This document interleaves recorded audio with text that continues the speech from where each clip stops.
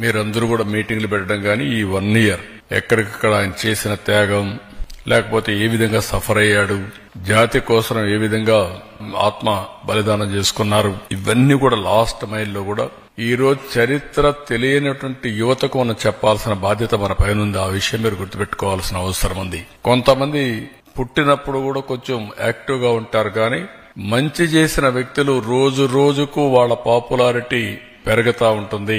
అలాంటి చరిత్రలో పుట్టినటువంటి యుగ పురుషుడు పొట్టి శ్రీరాములు గారని కూడా మీకు తెలియజేస్తున్నా. దీనికోసం ఆయన మీరందరూ కూడా చాలా సామూహిక కార్యక్రమాలు చేయడానికి ముందుకు వస్తున్నారు.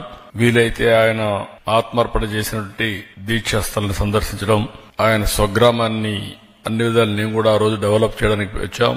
మొట్టమొదటిసారిగా మీరు చూస్తే పొట్టి శ్రీరాములు గారి పేరుతో ఒక జిల్లా పెట్టింది నేనే పెట్టాను. పొట్టి శ్రీరాములు నెల్లూరు జిల్లా